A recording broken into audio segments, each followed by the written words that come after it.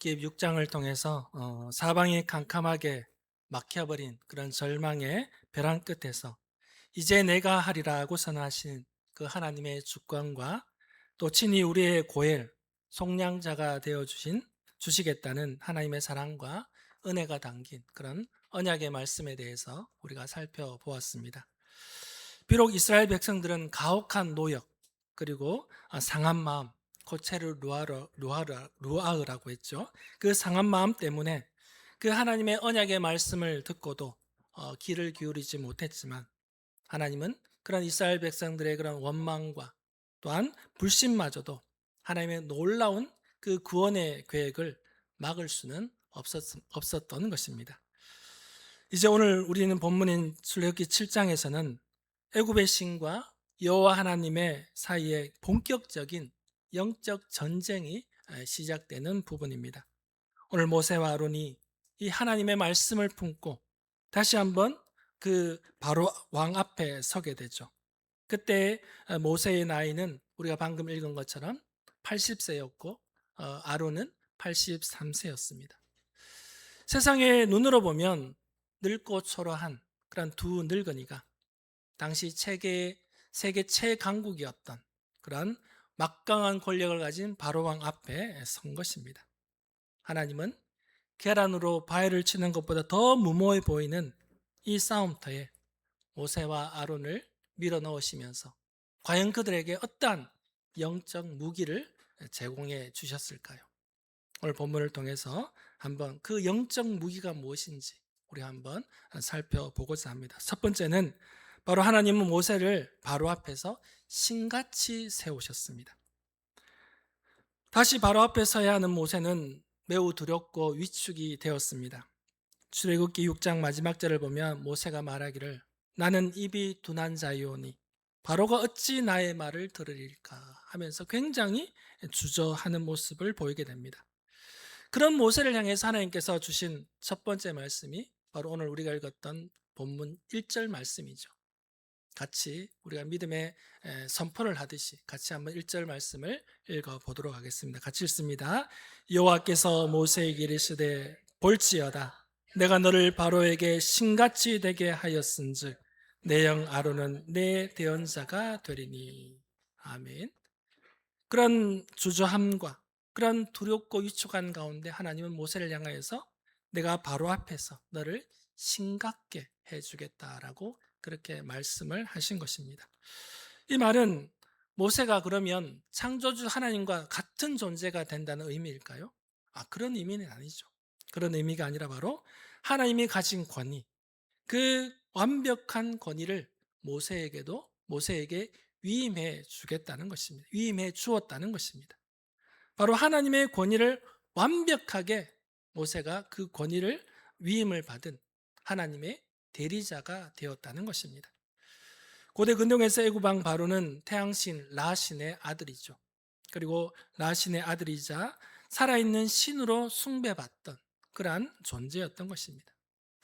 세상에서 가장 높은 신적 권위를 쥐고 있다고 자부하는 그런 바로 앞에서 하나님은 80세 되는 그런 늙은 목동 모세를 보내면서 바로 창조주 여호와 하나님의 대리자, 그런 신적 권위를 위임시켜서 그렇게 바로 앞에 서게 해 주었다는 것입니다. 이 상황을 좀 더 쉽게 한번 이해해 보자면 이렇습니다. 왕복 8차선의 넓고 넓은 도로에 거대한 덤프 트럭들이 싱싱 달리고 있습니다. 수십 톤 되는 거대 덤프 트럭들이 괭을 내면서 달리고 있는데, 그 도로 중간에 작고 체구도 작고 연약한 교통 경찰관이 호루라기를 불면서 수신호로 그 덤프 트럭들을 멈추게 합니다. 그러면 무시무시한 그 덤프 트럭들이 그 경찰관의 수신호를 보고 그곳에서 멈춰 서야 하는 것입니다. 왜 멈춰 서야 하겠습니까? 멈춰 서는 이유는 그 교통 경찰관이 가진 그런 권위 때문일까요? 그 한 사람의 교통 경찰관의 권위 때문이 아니라 바로 국가가 그 경찰에 준 권력, 그 권력 때문에 덤프기사 트럭들이 그 수신호를 보면 도로에서 멈춰 세워야만 한 것입니다.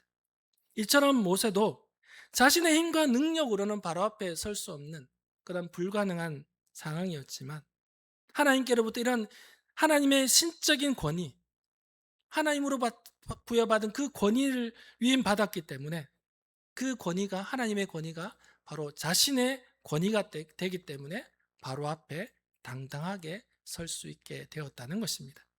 그래서 이제는 바로가 모세를 볼 때는 이스라엘 백성들 중에 한 늙은 노인을 보는 것이 아니라 바로 하나님의 권위를 가진, 하나님의 현면을 마주하는 것과 같은 그러한 모습으로 바로가 모세를 대해야만 했던 것입니다. 오늘날 우리 그리스도인들로서 세상 가운데 살아갈 때 모세처럼 주눅들고 위축될 때가 한두 번이 아닐 것입니다. 세상에 나가보면 화려한 학벌과 스펙을 가진 사람들, 또 부모로부터 많은 물질을 물려받은 사람들, 또 인맥으로 무장한 세상 사람들 앞에서 우리는 종종 이 모세처럼 80세 노인처럼 아무런 힘이 없는 그런 모습처럼 초라한 모습을 스스로가 느끼게 될 것입니다. 권위적인 상사 앞에서, 갑질하는 거래처 앞에서, 하루하루 감당하기 벅찬 경제적인 그런 장벽 앞에서 우리는 한없이 낮아지고 작아지고 초라해지는 그런 자신의 모습을 발견할 때가 있을 것입니다. 그러나 성도 여러분, 기억할 수 있기를 바랍니다. 예수 그리스도의 보혈로 말미암아 구원받고 성령의 인치심으로 받은 우리는 하나님께서 그 내가 너를 세상 앞에, 물질 앞에, 그 모든 화려한 세상의 스펙 앞에 내가 너를 신과 같게 해주겠다라고 그렇게 우리에게 선포하셨다는 사실을 우리는 기억할 수 있기를 축원합니다. 성도는 세상 가운데 세상의 눈치를 보며 굽신굽신거리며 사는 사람들이 아닙니다. 우리는 만왕의 왕 대신 그 하나님의 자녀이자 하나님의 권위를 위임받은 모세처럼 하나님의 대리자로서 이 땅 가운데 살아간다는 사실을 우리는 꼭 기억할 수 있기를 축원합니다. 지식이 부족하다고, 가진 것이 없다라고 그렇게 두려워하지 마십시오. 우리 뒤에서는 만군의 여호와 하나님의 권위가 우리와 함께하기 때문에 그것이 우리의 무기인 줄로 믿습니다. 그래서 하루하루를 살아갈 때 거대한 덤프 트럭들 앞에서도 믿음의 손을 번쩍 들어 올리면서 우리는 하나님의 자녀이자 하나님의 대리자임이라는 사실, 그 영적 자존감을 가지고 세상 가운데 당당히 설 수 있는 우리 성도들이 되기를 주님의 이름으로 축원합니다. 두 번째로 주어진 무구는 세상의 거절과 완악함에도 하나님의 영광을 위한 무대라는 사실을 하나님은 모세에게 가르쳐 주셨다는 것입니다. 하나님의 권위가 모세에게 위임되었다면 모세는 그 권위에 벌벌 떨면서 그 모세의 말 한마디에 애굽에서 이스라엘 백성들이 보내주는 것이 마땅해야 되지 않을까요? 왜? 하나님의 권위를 가졌기 때문에 말 한마디면 바로도 순종하고 이스라엘 백성들을 내주어야 하는 것이 마땅하다고 생각되어질 것입니다. 그러나 본문 3, 4절은 우리가 도무지 이해하기 힘든 그런 하나님께서 하시는 말씀을 우리는 접할 수가 있습니다. 우리 3절, 4절 말씀도 함께 읽어보실까요? 같이 읽습니다. 내가 바로의 마음을 완악하게 하고 내 표징과 내 이적을 애굽 땅에서 많이 행할 것이나 바로가 너희 말을 듣지 아니할 터인즉 내가 내 손을 애굽에 뻗쳐 여러 큰 심판을 내리고 내 군대 내 백성 이스라엘 자손을 그 땅에서 인도하여 낼지라. 아멘. 하나님은 바로의 마음을 완악하게 하신다라고 말씀하고 있습니다. 그래서 내 표징과 내 이적을 애굽 땅에 많이 행할 것이나 그들이 너희의 말을 듣지 않을 것이다라고 그렇게 말씀하고 있습니다. 하나님께서 바로의 마음을 완악하게 하신다고 말씀하고 있습니다. 이 말씀 우리가 오해해서는 안 되죠. 바로의 마음이 선했는데 하나님께서 완악하게, 나쁘게, 일부러 악하게 만드셨다라는 그런 의미는 아닙니다. 이 말은 하나님께서 바로의 마음을 완악하게 했다는 것은 원래 그가 가지고 있던 고집스러운 그리고 교만한 마음을 꺾지 않고 그대로 하나님께서 내버려 두셨다는 것입니다. 바로의 교만함, 그리고 완악함, 그런 고집스러운 마음을 꺾지 않고 그대로 바로의 마음을 버려 두셨다는 것이죠.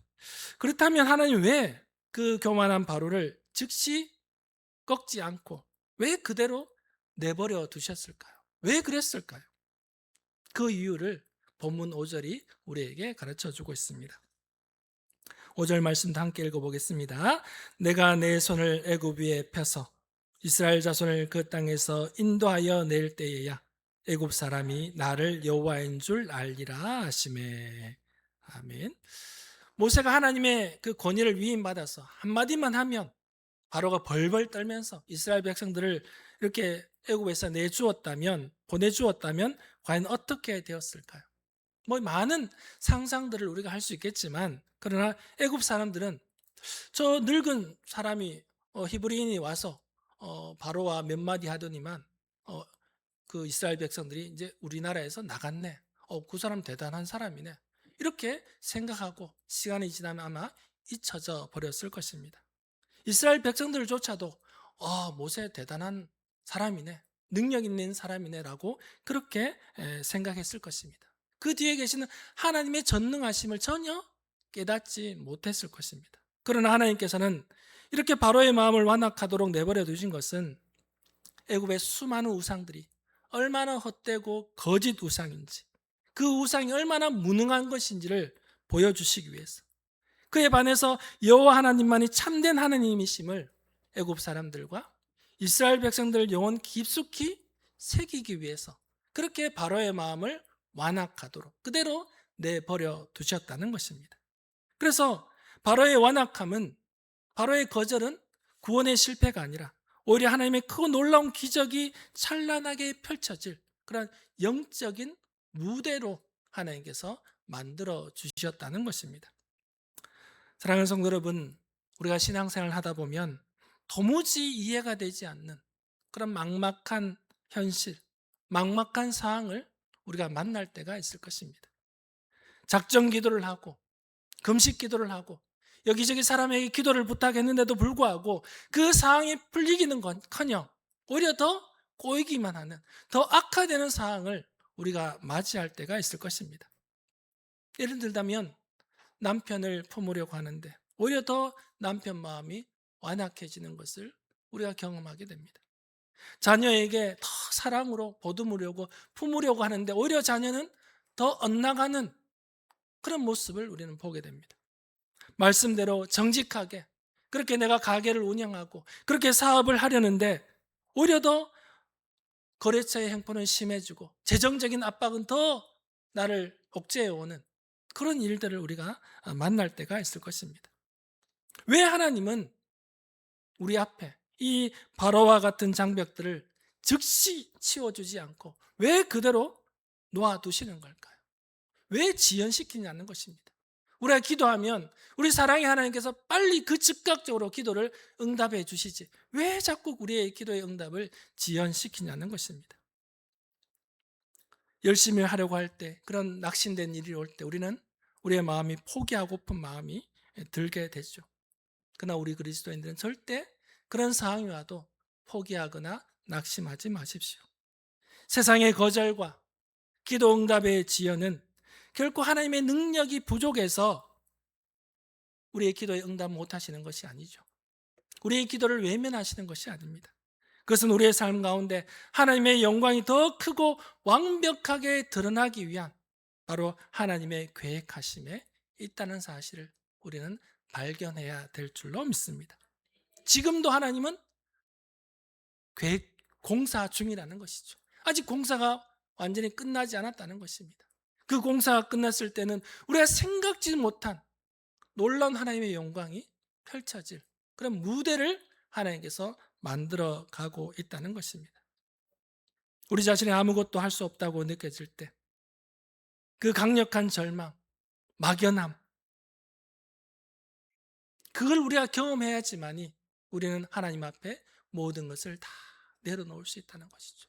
내 힘으로는 안 되는구나. 내 힘으로는 안 되는구나 하면서 내려놓을 때 오직 하나님만이 하셨음을 그렇게 우리는 우리의 입술로 고백할 수 있게 된다는 것입니다. 내가 기도했더니 하나님께서 기도 응답을 주신, 내가 기도하니까 되는구나. 내 기도가 이루어지는구나. 어떤 분에게, 어떤 권사님에게 장로님의 기도를 부탁했더니 그 기도에 응답받았습니다. 그 장로님 대단하시구나. 그 권사님 대단하신 분이야. 그렇게 될 수 있다는 거죠. 그 뒤에 감춰진 하나님의 영광을 드러내지 못하고 우리는 자신이 한 것 양 그렇게 생각된다는 것입니다. 그래서 하나님은 그것이 아니라 우리 하나님의 더 놀랍고 큰 은혜를 우리에게 보여주시기 위해서 그렇게 바로의 마음을 완고하게, 우리의 상황을 더 어렵게 또 지연시키는 일임을 우리는 기억하고, 그렇다 할지라도 우리는 그 시간들을, 그 고난의 시간을 믿음으로 버텨낼 수 있는 우리 성도들이 되기를 주님의 이름으로 축원합니다.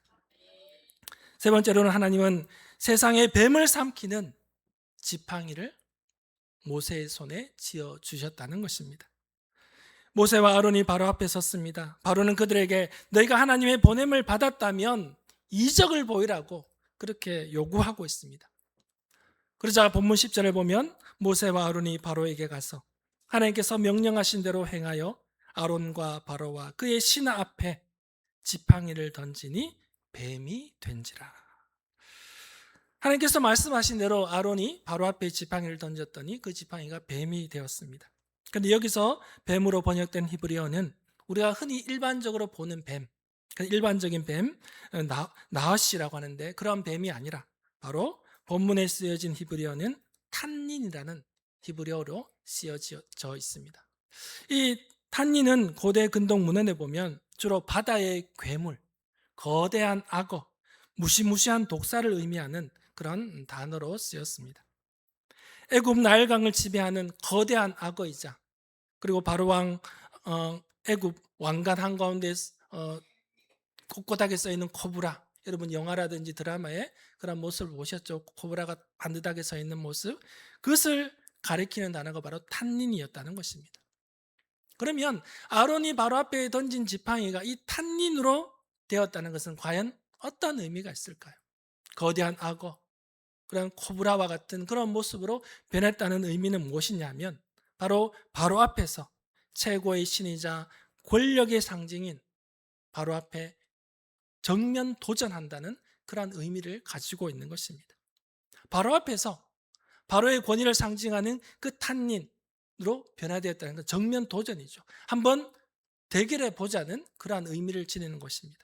그래서 이제 바로의 반응이 궁금해집니다. 이 상황에서 바로는 과연 어떤 반응을 보였을까요? 11절을 보면 같이 한번 읽어보실까요? 바로도 현인들과 마술사들을 부르매 그 애굽 요술사들도 그들의 요술로 그와 같이 행하되. 바로도 곧바로 바로와 현인들과 마술사를 불러서 아론의 지팡이가 뱀이 된 것처럼 바로 비웃기라도 하듯이 우리도 할 수 있어 하면서 똑같은 탄닌의 뱀으로 그렇게 변화시켰다는 것입니다. 여러분, 우리는 이 모습을 보면서 세상이 만만치 않다는 사실을 우리는 기억해야 할 것입니다. 마귀도 똑같이 흉내를 낸다는 것입니다. 그래서 우리 기독교의 신앙, 하나님이 전지전능하신 분이지만 그러나 세상의 힘도 만만치 않다는 사실을 우리는 기억해야 할 것입니다. 우리는 늘 경험하죠. 세상의 물질과 권력, 첨단 과학과 이런 일들로 인해서 우리를, 기독교의 능력을 저지시키고 무능하게 만들어 버리려고 하지 않습니까? 그래서 우리를 이러한 것들로, 물질과 과학으로 우리를 무너뜨리려고 하고 있습니다. 너희가 가진 하나님의 능력이나 우리가 가진 능력이나 별반 다를 것이 무엇이냐는 것입니다. 우리가 더 능력이 있지 않느냐고 그렇게 우리에게 조롱을 하고 위협을 가해온다는 것입니다. 우리의 삶 가운데 늘 건강에 대한 불안한 노후, 미래에 대한 막막함, 앞으로 어떻게 살아야 하나, 이 문제를 어떻게 해결해야 되는 그런 고민들, 그런 세상의 괴물들이 우리 앞에 그렇게 놓여져 있다는 것입니다. 그런데 다음 절인 12절에 보면 이 모든 것을 역전시키는 놀라운 하나님의 역사를 우리가 발견하게 되는 것입니다. 12절 말씀 한번 읽어보실까요? 같이 읽습니다. 각 사람이 지팡이를 던짐에 뱀이 되었으나 아론의 지팡이가 그들의 지팡이를 삼키니라. 아멘. 할렐루야. 아론의 지팡이가 그 애굽의 술객사들이 똑같이 탄닌으로 변화시킨 뱀을 삼켰다는 것입니다. 예. 똑같은 뱀으로 보였고 더 많은 뱀들로 나타나게 했을지언정 결과는 아론이 던진 지팡이가 그 모든 뱀들을 다 집어 삼켰다는 것입니다. 세상의 권력, 물질, 첨단 과학, 힘, 이 모든 것을 하나님이 주신 지팡이가 된 뱀이 다 삼켜버린 것입니다. 그렇습니다. 우리가 매일 하나님의 말씀을 읽고 이 말씀을 묵상하며 하나님께 드리는 예배를 통해서 우리는 이러한 모습들이 세상 사람들 보기에는 어리석어 보이는 모습이 될 수 있습니다. 그러나 이 세상 사람들이 어리석어 보이는 하나님의 말씀과 또 우리가 붙드는 묵상 십자가의 복음이 세상에 던져지게 되면 세상에 있는 엄청난 괴물들을 다 집어 삼킨다는 것입니다. 그러면 우리는 세상에 밀려오는 그런 위협에 우리는 절대 주눅들 필요가 없다는 것입니다. 예수 그리스도의 십자가 권세가 담긴 이 하나님의 지팡이는 세상의 모든 위협과 어둠의 권세로부터 사망의 고통으로부터 하나님은 집어삼킴으로 말미암아 압도적인 승리를 거두게 하시는 하나님이신 줄로 믿습니다. 생명이 사망을 삼키고 은혜가 율법을 삼키며 하나님의 능력이 세상의 모든 뱀들을 집어삼키는 줄로 믿습니다. 그러므로 말미암아 우리는 세상의 뱀을 두려워하지 않고 이 십자가의 복음을 부여잡는 우리 믿음의 성도들이 될 수 있기를 축원합니다. 오늘 우리가 마주한 출애굽기 7장의 말씀은 세상 한복판에 내어진 저와 여러분의 영적 전쟁터가 어떤 곳인지를 우리에게 생생하게 보여주지 않습니까? 그래서 오늘 선포된 진리의 말씀, 하나님께서 지어준 영적인 무기를 꼭 우리의 심령 가운데 새길 수 있기를 축원합니다. 하나님은 모세를 세상 권력 앞에 신같은 권세를 주셨습니다. 우리에게도 그런 신과 같은 권세가 있음을 믿을 수 있기를 축원합니다. 바로의 완약함은 하나님의 실패가 아니라 도리어 하나님의 전능하심을 드러내기 위한 영적인 무대임을 기억할 수 있기를 축원합니다. 또한 우리 손에 쥐어진 이 지팡이가 세상의 모든 권력을 집어삼키는 압도적인 승리를 거두는 지팡이임을 믿을 수 있기를 축원합니다. 이러한 구원의 약속을 받은 우리가 치열한 삶의 현장에 들어가서 어떻게 이러한 말씀을 우리가 삶 가운데 적용시킬 수가 있겠습니까? 세 가지를 한번 적용하고자 합니다. 우리의 믿음으로만 동의하는, 지식적으로만 아는 그런 하나님의 말씀을 넘어서서 내 말씀 가운데 이 하나님의 말씀이 역사하는 그런 삶을 살기를 축원합니다.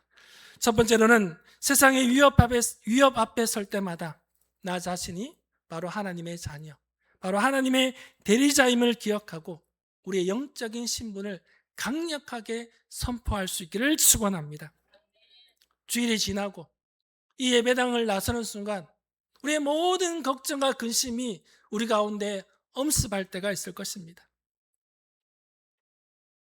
나를 위축하게 만드는 문자라든지 전화를 받을 수도 있고 감당할 수 없는 재정적인 압박이 엄습할 때도 있고 나의 힘으로는 감당할 수 없는 그런 갑작스러운 일을 우리가 마주할 때가 있고 사람들의 관계가 꼬여져서 이러지도 저러지도 못하는 그런 상황 가운데 놓여져 있는 그런 상황이 우리 안에 펼쳐질 수 있습니다. 그러나 그때마다 우리가 주저앉고 한숨 짓지 마십시오. 도로 위를 질주하는 거대한 덤프 트럭들을 교통경찰의 수시도 하나로 세울 수 있듯이 우리 하나님은 우리의 그러한 영적인 권위를 우리에게 위임해 주셨다는 사실을 깨닫고 세상 가운데 당당히 설 수 있는 우리 성도들이 될 수 있기를 축원합니다. 또한 두 번째로는 변하지 않는 완악한 장벽을 만날 때마다 상황을 원망하고 불평할 것이 아니라 바로 여기가 하나님의 무대구나라고 그렇게 선포할 수 있기를 축원합니다. 말씀대로 살려고 노력하고 누구보다도 하나님께서 기뻐하시는 일을 하려고 하는데 오히려 더 힘들어지고 더 어려워지는 상황을 만났을 때 우리는 어떻게 해야 할까요? 낙심하거나 원망하지 않고 이때가 이제부터가 하나님께서 일하실 때구나 라고 생각하십시오. 그렇게 선포하십시오. 하나님, 내 힘으로는 감당할 수 없는 벼랑 끝입니다. 그러나 이곳이 주님의 전능하심을 나타낼 수 있는 시작점이 될 줄로 믿습니다. 주님, 일하여 주십시오 라고 선포하십시오. 우리 눈앞에 펼쳐진 장애물이 문제의 덩어리가 아니라 하나님의 기적이 나타날 거룩한 무대로 바뀔 수 있는 우리의 삶이 될 수 있기를 축원합니다. 세 번째로는 매일 아침 눈을 뜨자마자 세상의 뱀을 집어삼키는 하나님의 지팡이, 이 하나님의 지팡이를 굳게 붙들 수 있는 우리 성도들이 될 수 있기를 축원합니다. 오늘도 우리 마귀는 세상을 이용해서 우리를 얼마나 옥죄어 옵니까? 아무것도 아닌 일에 걱정하게 하고 근심하게 하고 큰 문제를 일으킬 것처럼 나를 위축시키는 일들이 우리 앞에 놓여져 있지 않습니까? 그러나 우리가 그 세상 앞에 무너지는 것이 아니라 우리 손에 쥐어진 하나님의 지팡이, 말씀, 우리 안에 계신 성령님, 이 십자가의 능력을 믿고 당당하게 외치십시오. 또한 내 힘으로 하겠다가 아니라 내 삶의 주도권을 하나님 앞에 내려놓으십시오. 하나님, 내가 하는 것이 아니라 우리 주님이 하심을 믿습니다. 우리 주님께서 이 문제를 해결해 달라고 기도하십시다. 하나님의 지팡이가 우리가 모든 걱정하고 있는 우리 앞에 놓여진 장벽의 문제들을 집어 삼킬 줄로 믿습니다. 오늘 말씀을 듣고 믿음의 결단을 하십시다. 들은 것으로 만족하지 않고 이 말씀을 세상 가운데 우리가 하나님의 위임을 받은 대리자로서 또 고난이 오히려 하나님의 영광을 펼쳐질 자리임을 우리가 기대하면서 오늘도 하나님의 지팡이가 내 앞에 모든 문제를 집어삼키는 놀라운 기적을 경험할 것을 기대하며 나아가는 우리 믿음의 성도들이 되기를 주님의 이름으로 축원합니다. 사랑과 은혜가 풍성하신 아버지 하나님, 감사합니다. 오늘도 우리의 삶의 현장 가운데는 우리를 위축시키게 만들고 모든 물질과 권위로 압도하는 것으로 말미암아 우리가 너무나 주눅들고 너무나 눈치 보고 굽신거려야 할 때가 있습니다. 그러나 아버지 하나님, 오늘 말씀을 통하여 우리는 하나님의 놀라운 권위를 위임받은 대리자임을 기억하고 어떠한 어려움이 있어도 그곳이 하나님의 영광이 펼쳐질 무대임을 기억하며 하나님께서 쥐어진 이 지팡이, 말씀의 권세, 십자가의 복음의 능력으로 나아갈 수 있는 우리 성도들이 되게 하여 주셔서 하나님의 일하심을 몸소 경험하는 우리 성도들 다 되게 하여 주옵소서. 모든 것 주께 영광 돌리옵고 예수 그리스도의